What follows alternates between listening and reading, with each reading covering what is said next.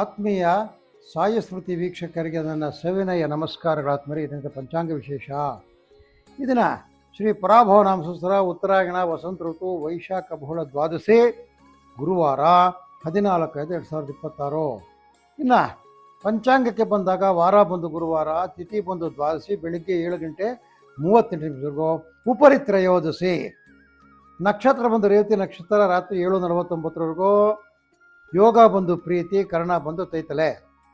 ಇನ್ನು ಇದರಿಂದ ವಿಶೇಷ ಹೇಳಬೇಕಂದ್ರೆ ಇದನ್ನು ಪ್ರದೋಷ ಕಾಲ ಗೊತ್ತಲ್ಲ. ಸಾಯಂಕಾಲದಲ್ಲಿ ಶಿವನನ್ನು ನೆನೆತಕ್ಕಂಥದ್ದು, ಶಿವಾಲಯಗಳಲ್ಲಿ ರುದ್ರಾಭಿಷೇಕ ಮಾಡಿ ಪೂಜೆ ಮಾಡ್ತಕ್ಕಂಥದ್ದು ಪ್ರದೋಷ ಕಾಲ ಪೂಜೆಗಳಂತಾರೆ. ಇನ್ನು ವಿಶೇಷ ಏನಪ್ಪ ಅಂದರೆ ಇವತ್ತು 2 ರೀತಿಯ ಪಕ್ಷಾಂತರಚಾರಗಳಿವೆ. ಅಂದರೆ ವೃಷಭ ರಾಶಿಗೆ ಬುಧನ ಪ್ರವೇಶವಾಗ್ತಕ್ಕಂಥದ್ದು, ಮಿಥುನ ರಾಶಿಗೆ ಶುಕ್ರನ ಪ್ರವೇಶವಾಗ್ತಕ್ಕಂಥದ್ದು 2 ಪಕ್ಷಾಂತರಚಾರಗಳಿವೆ. ಅಂದರೆ ಬುಧ ಶುಕ್ರ ಸ್ಥಾನಪಲಟ ಮಾಡ್ತಾರೆ ನೋಡಿ. ಇದರಿಂದ ಈ ದ್ವಾದಶ ರಾಶಿಗಳಲ್ಲಿ ವಿಶೇಷವಾದ ಬದಲಾವಣೆಗಳು ನಡೀತದೆ. ಕೆಲವರಿಗೆ ಶುಭ ಫಲ ಬರ್ತದೆ, ಕೆಲವರಿಗೆ ಮಧ್ಯಮ ಫಲ ಬರ್ತದೆ, ಕೆಲವರಿಗೆ ಅಧಮ ಫಲ ಬರ್ತಕ್ಕಂಥದ್ದು. ಅದೆಲ್ಲ ನಾವು ವಿಶದವಾಗಿ ತಿಳ್ಕೊಳ್ಳೋಣ ನೋಡಿ. ಬುಧ ಮತ್ತು ಶುಕ್ರರ ಪಕ್ಷಾಂತರದಿಂದ ಮೇಷ ರಾಶಿಯವರಿಗೆ, ಮಿಥುನ ರಾಶಿಯವರಿಗೆ, ಅದೇ ರೀತಿಯಲ್ಲಿ ಧನುಸ್ಸು ರಾಶಿಯವರಿಗೆ, ಮಕರ ರಾಶಿಯವರಿಗೆ ಶುಭ ಫಲಗಳು ಬರ್ತಕ್ಕಂಥದ್ದು. ಅಲ್ಲಿಂದ ಸಾಮಾನ್ಯ ಫಲಗಳು: ವೃಷಭ ರಾಶಿಯವರಿಗೆ ಸಾಮಾನ್ಯ ಫಲ, ಕನ್ಯಾ ರಾಶಿಯವರಿಗೆ ಸಾಮಾನ್ಯ ಫಲ, ಅದೇ ರೀತಿಯಲ್ಲಿ ಮೀನರಾಶಿಯವರಿಗೆ ಸಾಮಾನ್ಯ ಫಲ ಇರತಕ್ಕಂಥದ್ದು. ಅದು ಬಿಟ್ಟು ಕುಂಭರಾಶಿಯವರಿಗೆ ಅತಿ ಕೆಟ್ಟದಾಗಿರ್ತಕ್ಕಂಥ ಫಲಗಳು, ಸಿಂಹರಾಶಿಯವರಿಗೆ ಅತಿ ಕೆಟ್ಟದಾಗಿರ್ತಕ್ಕಂಥ ಫಲಗಳು, ತುಲಾರಾಶಿಯವರಿಗೆ ಅತಿ ಕೆಟ್ಟ ಫಲಗಳು ಬರ್ತಕ್ಕಂಥದ್ದು. ಅದೇ ರೀತಿಯಲ್ಲಿ ವೃಶ್ಚಿಕ ರಾಶಿಯವರಿಗೂ ಸಹ ಕೆಟ್ಟ ಫಲಗಳು ಬರ್ತದೆ. ಅಂದರೆ 4 ಜನಕ್ಕೆ ಉತ್ತಮ ಫಲ, 4 ಜನಕ್ಕೆ ಮಧ್ಯಮ ಫಲ, 4 ಜನಕ್ಕೆ ಅಧಮ ಫಲ ಬರ್ತಕ್ಕಂಥದ್ದು. ಇನ್ನು ಮೇಷರಾಶಿಗೆ ಬುಧನೋ ಸ್ನೇಹಿತನು, ಮಿತ್ರನೋ ಮತ್ತು ಆತನಿರ್ತಕ್ಕಂಥ ಸ್ಥಾನ ಶುಭಕರವಾಗಿರ್ತಕ್ಕಂಥ ಸ್ಥಾನ. ಅದೇ ರೀತಿ ಶುಕ್ರನು ಸಹ ಮಿತ್ರನ ನಡೆಯುತ್ತನಿಗೆ ಅಂದಾಗ ಇದಕ್ಕೆ ಸಂಪೂರ್ಣ ಶುಭ ಫಲ. ಮೇಷರಾಶಿಯವರಿಗೆ ಹಿಡಿದ ಕಾರ್ಯಗಳೆಲ್ಲ ಚೆನ್ನಾಗಿ ನೆರವೇರ್ತಕ್ಕಂಥದ್ದು. ನೀವು ಮಹಾವಿಷ್ಣುವನ್ನು ಧ್ಯಾನಿಸಿ ಅಲ್ಲಿಂದ ವೃಷಭ ರಾಶಿಗೆ ಬಂದಾಗ ನೋಡಿ, ಇಲ್ಲಿ ಬುಧನು ಫ್ರೆಂಡು, ಆದರೆ ಶುಕ್ರನು ಏನೂ ಇಲ್ಲ ಆತನಿಗೆ. ಇಲ್ಲಿ ಈತನ ಒಂದು ಪಕ್ಷಾಚಾರ ಫಲದಿಂದ ಈತನಿಗೆ ವೃಥಾ ಪ್ರಯಾಣಗಳಿರ್ತಕ್ಕಂಥದ್ದು. ಶುಕ್ರನ ಚಲನೆಯಿಂದ ಏನಂತ ಉತ್ತಮ ಫಲಗಳಿರ್ತಕ್ಕಂಥದ್ದು ಸಾಮಾನ್ಯ ಫಲ, ಮಿಡ್ಲ್. ಅದೇ ರೀತಿಯಲ್ಲಿ ಮಿಥುನ ರಾಶಿಯವರಿಗೆ ಇವರಿಗೆ ಅತಿ ಶುಭ ಫಲಗಳು. ಬುಧ ಸ್ವಂತ ಸ್ಥಾನದಲ್ಲಿರ್ತಕ್ಕಂಥದ್ದು, 12ನೇ ಸ್ಥಾನದಲ್ಲಿದ್ದರೂ ಸಹ ಉತ್ತಮನಾಗಿರ್ತಕ್ಕಂಥದ್ದು. ಶುಕ್ರನೂ ಮಿತ್ರನಾಗಿರ್ತಕ್ಕಂಥದ್ದರಿಂದ ಇವರಿಗೆ ಸಂಪೂರ್ಣ ಶುಭ ಫಲ ಬರತಕ್ಕಂಥದ್ದು. ಇವರು ಸಹ ಲಕ್ಷ್ಮೀನಾರಾಯಣನ ಧ್ಯಾನ ಮಾಡಬೇಕು. ಅನ್ನೋದ ಕರ್ಕಾಟಕ ರಾಶಿಗೆ ಬಂದಾಗ ಬುಧನು 11ನೇ ಸ್ಥಾನ. ಇನ್ನು ಕರ್ಕಾಟ ರಾಶಿಯವರಿಗೆ ಬುಧನು 11ನೇ ಸ್ಥಾನದಲ್ಲಿರ್ತಕ್ಕಂಥದ್ದು ಸಂತೋಷವಾಗಿರ್ತಕ್ಕಂಥ ವಿಷಯ ಇದು. ಆದರೆ ಶುಕ್ರನ ವೈರಿ ಆಗಿರೋದ್ರಿಂದ ಒಬ್ಬರು ಚೆನ್ನಾಗಿದ್ದಾರೆ, ಇನ್ನೊಬ್ಬರು ಚೆನ್ನಾಗಿಲ್ಲ. ಅದರಿಂದ ಸಾಮಾನ್ಯ ಫಲ, ಮಧ್ಯಮ ಫಲ ಸಿಗ್ತಕ್ಕಂಥದ್ದು. ಅಲ್ಲಿಂದ ಸಿಂಹರಾಶಿಗೆ ಬಂದಾಗ ಸಿಂಹಕ್ಕೆ ಬುಧನು ವೈರಿ, ಶುಕ್ರನು ಸಹ ಸಾಮಾನ್ಯ ಫಲ ಕೊಡ್ತಕ್ಕಂಥವನು. ಮತ್ತು ಎಷ್ಟೇ ಲಕ್ಷ್ಮೀಕರವಾಗಿದ್ದರೂ ಸಹ ಬಹಳ ಕೆಟ್ಟದಾಗಿರ್ತಕ್ಕಂಥ ದಿನಗಳು ಬರ್ತಕ್ಕಂಥದ್ದು. ಆದಾಯದಲ್ಲಿ ಕೊರತೆ, ಆರೋಗ್ಯದಲ್ಲಿ ಕೊರತೆ, ವೃಥಾ ತಿರುಗಾಟ ಇರ್ತಕ್ಕಂಥದ್ದು.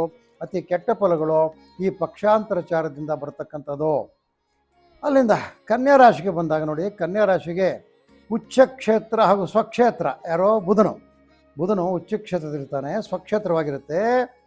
ಆದರೂ ಬುಧನ 9ಮ ಸ್ಥಾನದಿಂದ ಏನಪ್ಪ ಆಗ್ತಕ್ಕಂಥದ್ದು ನಷ್ಟಗಳು, ನವಮಿ ನಷ್ಟ ಅಂತಕ್ಕಂಥದ್ದು ಬರ್ತಕ್ಕಂಥದ್ದು. ಶುಕ್ರನು ಸಹ ನೀಚ ಸ್ಥಾನದಲ್ಲಿದ್ದರೂ ಸಹ ಆತನಿರ್ತಕ್ಕಂಥ ಸ್ಥಳ ಶುಭಕರವಾಗಿರ್ತಕ್ಕಂಥದ್ರಿಂದ ಕನ್ಯಾ ರಾಶಿಯವರಿಗೆ ಸಾಮಾನ್ಯವಾದ ಫಲಗಳು 6ಕ್ಕೆ ಹತ್ತಲ್ಲ 3ಕ್ಕೆ ಇಳಿಯಲಾಗಿರ್ತಕ್ಕಂಥದ್ದು. ಅಲ್ಲಿಂದ ತುಲಾರಾಶಿಯವರು ಸಹ ಬಡ ಕೆಟ್ಟದಾಗಿರ್ತಕ್ಕಂಥದ್ದು. ಬುಧನು ಅನಾನುಕೂಲ ಮಾಡ್ತಕ್ಕಂಥದ್ದು, ಶುಕ್ರನು ಸಹ ಅನಾನುಕೂಲ ಮಾಡ್ತಕ್ಕಂಥದ್ದು, ಅತಿ ಕೆಟ್ಟ ಫಲ ಬರ್ತಕ್ಕಂಥದ್ದು. ಅಲ್ಲಿಂದ ವೃಶ್ಚಿಕ ರಾಶಿಗೆ ಬಂದಾಗ ವೃಶ್ಚಿಕ ರಾಶಿಯವರೆಗೂ ಸಹ ಕೆಟ್ಟ ಫಲಗಳೇ ಬರ್ತದೆ. ಬುಧನ ಸ್ಥಾನದಿಂದ, ಶುಕ್ರನ ಸ್ಥಾನದಿಂದ, ಬುಧನು 7ಮ ಸ್ಥಾನದಲ್ಲಿ, ಶುಕ್ರನ 8ಮ ಸ್ಥಾನದಲ್ಲಿರ್ತಕ್ಕಂಥದ್ರಿಂದ ಇವ್ರಿಗೇನಾಗ್ತದೆ, ಅತಿ ಕೆಟ್ಟದಾಗಿರ್ತಕ್ಕಂಥ ಫಲಗಳು ಬರ್ತದೆ. ಇವರು ಸ್ವಲ್ಪ ಹುಷಾರಾಗಿರಬೇಕು. ಅವಾಗ ವೆಂಕಟರಮಣ ಸ್ವಾಮಿ ದೇವಸ್ಥಾನಕ್ಕಾಗಲಿ, ಲಕ್ಷ್ಮೀನಾರಾಯಣ ದೇವಸ್ಥಾನಕ್ಕೆ, ಲಕ್ಷ್ಮೀ ಜನಾರ್ದನ ದೇವಸ್ಥಾನಕ್ಕೆ ಭೇಟಿ ಕೊಡ್ತಾ ಇರಬೇಕು. ಅಲ್ಲಿಂದ ಧನುಸ್ಸು ರಾಶಿಗೆ ಬರ್ತಾ ಇದ್ದೀವಿ ನೋಡಿ. ಧನುಸ್ಸು ರಾಶಿಯವರಿಗೆ ಬುಧನು ಮಿತ್ರನೋ, ಮತ್ತು ಇರ್ತಕ್ಕಂಥ ಸ್ಥಾನ ಸಹ ಒಳ್ಳೆಯ ಸ್ಥಾನ. ಇದರಿಂದ ದ್ರವ್ಯಲಾಭ ಬರ್ತಕ್ಕಂಥದ್ದು 6ರಲ್ಲಿ. ಶುಕ್ರನಿಗೆ ಇದು ಸ್ವಕ್ಷೇತ್ರ, ಯಾವುದು ಧನಸ್ಸು ಅನ್ನೋದು ಶುಕ್ರನಿಗೆ ಸ್ವಕ್ಷೇತ್ರ, ಸಪ್ತಮ ಸ್ಥಾನದಲ್ಲಿರ್ತಕ್ಕಂಥದ್ದು ಶುಭದಾಯಕನಾಗಿರ್ತಕ್ಕಂಥ ಶುಕ್ರನು. ಆದ್ದರಿಂದ ಅವರಿಗೆ ಅತ್ಯಂತ ಉತ್ತಮ ಫಲಗಳು. ಅಂದರೆ ಧನುಸು ರಾಶಿಯವರು ಈ ಒಂದು ಪಕ್ಷಾಂತರದಿಂದ ಲಾಭವನ್ನು ಪಡೀತಾರೆ. ಅಲ್ಲಿಂದ ಮಕರ ರಾಶಿಗೆ ಬಂದಾಗ ಇಲ್ಲಿ ಬುಧನು ಫ್ರೆಂಡ್, ಮಿತ್ರನು, ಮತ್ತು ಇರ್ತಕ್ಕಂಥ ಸ್ಥಾನ ಪಂಚಮ ಸ್ಥಾನ. ಶುಕ್ರನೂ ಸಹ ಮಿತ್ರ, ನೋಡಿ ಬುಧನೂ ಮಿತ್ರನೇ, ಶುಕ್ರನೂ ಮಿತ್ರನೇ ಇರ್ತಕ್ಕಂಥದ್ದು. ಈತನೂ ಒಳ್ಳೆಯ ಸ್ಥಾನದಲ್ಲಿ, ಆತನು ಒಳ್ಳೆಯ ಸ್ಥಾನದಲ್ಲಿರ್ತಕ್ಕಂಥದ್ದು. ಕಾರ್ಯ ಪ್ರಗತಿ, ಏನೋ ಹಣಕಾಸಿನ ಉತ್ತಮ ಹಣಕಾಸಿನ ಒಳಹರಿವು, ಬಂಧುಗಳಲ್ಲಿ ಸ್ನೇಹ, ವ್ಯಾಪಾರಗಳಲ್ಲಿ ವೃದ್ಧಿ, ವ್ಯವಸಾಯಗಳಲ್ಲಿ ಅಭಿವೃದ್ಧಿ ಆಗ್ತಕ್ಕಂಥದ್ದು ಮಕರ ರಾಶಿಯವರಿಗೆ ಈ ಪಕ್ಷಾಂತರಚಾರದಿಂದ ಶುಭಕರವಾಗ್ತಕ್ಕಂಥದ್ದು. ಅಲ್ಲಿಂದ ಕುಂಭರಾಶಿಯವರಿಗೆ ಈ ಪಕ್ಷಾಂತರಚಾರದಿಂದ ಅತಿ ಕೆಟ್ಟ ಫಲಗಳು ಬರ್ತಕ್ಕಂಥದ್ದು. ನೋಡಿ 4ನೇ ಸ್ಥಾನದಲ್ಲಿರ್ತಕ್ಕಂಥದ್ದು, 5ನೇ ಸ್ಥಾನದಲ್ಲಿರ್ತಕ್ಕಂಥದ್ದು. ಈತನೇನು ಉತ್ತಮವಾದ ಫಲವನ್ನು ಬುಧನೂ ಕೊಡ್ತಾ ಇಲ್ಲ, ಶುಕ್ರನೂ ಕೊಡ್ತಾ ಇಲ್ಲ. ಅದರಿಂದ ಅತಿ ಕೆಟ್ಟ ಫಲಗಳಿರ್ತದೆ. ಸ್ವಲ್ಪ ಹುಷಾರಾಗಿರ್ಬೇಕು ನೀವು. ಅವಾಗ ಎಲ್ಲಾದರೂ ವಿಷ್ಣು ನಾಮ ಸ್ಮರಣೆ ಮಾಡಿ ನಾರಾಯಣನ ದೇವರುಗಳಿಗೆ ಭೇಟಿ ಕೊಡ್ತಾರೆ. ನರಸಿಂಹಸ್ವಾಮಿ ಆಗ್ಬೋದು, ವೆಂಕಟೇಶ್ವರ ಸ್ವಾಮಿ ಆಗ್ಬೋದು, ಜನಾರ್ದನ ಸ್ವಾಮಿ ಆಗ್ಬೋದು, ಆತನ ದೇವಸ್ಥಾನಗಳಿಗೆ ಭೇಟಿ ಕೊಡ್ತಾರೆ. ಆತನ ಧ್ಯಾನಿಸಿ ಇನ್ನೊಂದು ಪಕ್ಷಾಂತರಚಾರಕ್ಕೆ ನಮಗೆ ಶುಭ ದಿನಗಳು ಬರ್ತದೆ. ಅಲ್ಲಿಂದ ಮೀನರಾಶಿಗೆ ಬಂದಾಗ ಇವ್ರಿಗೆ ಮಿಶ್ರ ಫಲ. 10 ಕಡೆಗೆ 6ಕ್ಕೆ ಹತ್ತಲ್ಲ, 3ಕ್ಕೆ ಎತ್ತಲ್ಲ. ಯಾಕಂದರೆ ಬುಧನ ನೀಚನು, ಶುಕ್ರನಿಗೆ ಉಚ್ಚಕ್ಷೇತ್ರ ಪ್ಲಸ್ ಸ್ವಕ್ಷೇತ್ರ. 4ನೇ ಸ್ಥಾನದಲ್ಲಿದ್ದಾನೆ, ಇತನು 3ನೇ ಸ್ಥಾನದಲ್ಲಿದ್ದಾನೆ.